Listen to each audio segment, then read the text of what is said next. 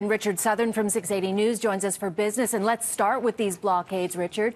There are concerns they're going to have an economic impact. I think they almost certainly will, probably most with the transportation of oil out of Calgary when we saw the big shutdowns for the CN rail in the West Coast. And, of course, there's the job market, Cynthia, with Via Rail and CN temporarily laying off employees.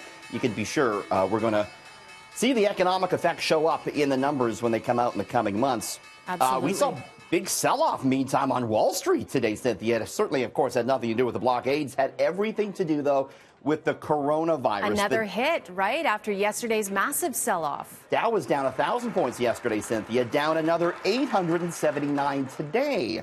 About 1,900 points knocked off the Dow in 2 days. That's the biggest two-day sell-off in history. TSX down 385. You know what happens? In the U.S. Centers for Disease Control came out and said it's not a question of if, but when we're going to see a pandemic condition with the coronavirus. That puts a lot of fear into people. Sure does. I mean, these markets have been overheated, so investors, they ran for the exit on those comments. We talked to Andrew Powell with Scotia McLeod about what the average old investor should do here. Should they flee to the bond market? We asked Mr. McLeod. Even the bond market has risk at this point.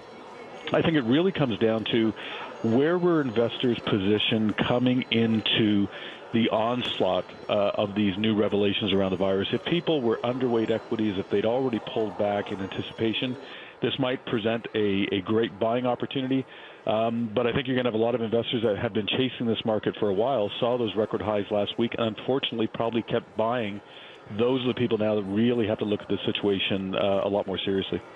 Tough to know what to do, Cynthia, because who knows what's going to happen with this virus. And it's interesting, Richard, the coronavirus is also being blamed for another drop in mortgage rates, of all things. Yeah, but this, of course, a good thing. So that's kind of that unusual knock-on effect from the virus is that we're seeing mortgage rates in Canada fall. It's because investors who have been selling those stocks have been running to the safety of the bond market. Bond yields are down, and those bond yields determine mortgage rates. The lowest available 5-year fix now in Canada down to 2.33%. It is just the fixed rates that are affected by these bond market moves. Hey, Richard, this is quite the house you're showing, by the way. Is this your house? How many millions is this worth? You're going to need a favorable mortgage rate for that one. But no kidding. That's what we're starting to see. So, if the rates keep falling, who knows? We could all have a nice plush home like that. Yeah, right. Not in my world. I don't think so. All right, on another note, move over Elvis Presley. There's a new king of the Billboard charts, and he's Canadian. Yeah, it's Stratford's very own Justin Bieber, Cynthia.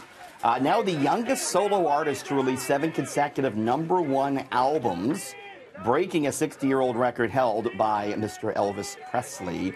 The 25-year-old Bieber out with his new album called Changes, selling 231,000 copies in the first week with 1 million downloads. Not without controversy, though. Back in January, Bieber directed his fans to push the first single from the album up in the charts. In a since-removed Instagram post, Bieber asked followers to put the song on repeat on Spotify and even to let it play while they slept. Oh, that's sneaky. Not very nice, Mr. Bieber, but there you go, taking over from Elvis Presley, believe it or not. You wouldn't think he would have to. He's so big, right? Worldwide? It's been quite the ascent to stardom for Mr. Bieber. Yes, it has. All right, and before we go, you have a quick look at gas prices. And this is big because oil is down amid the coronavirus concerns. So the price of gas is set to drop 2 cents tonight.